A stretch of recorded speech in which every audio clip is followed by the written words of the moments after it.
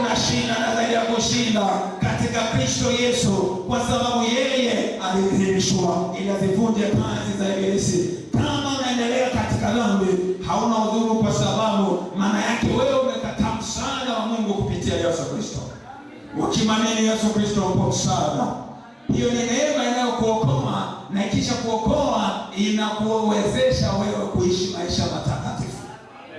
Na ndio maana Paulo anapomwandikia Tito kwenye sura ya 2:11 anasema, maana neema ya Mungu iwaokoayo wanadamu imefunuliwa, nayo yatufundisha kukataa ubaya na tamaa za kidunia, tupate kuishi kwa haki, utauwa na kiasi katika ulimwengu huu wa sasa.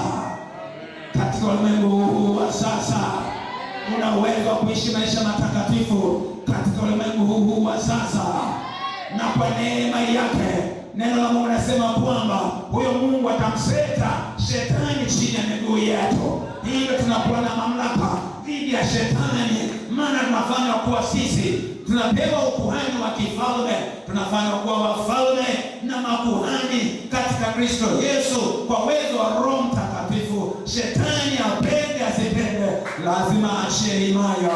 Shetani apende asipende, lazima achie watu. Shetani apende asipende, magonjwa lazima yatoke wote waaminio. Shetani apende asipende, umaskini lazima uachie wote wanaoamini Yesu Kristo na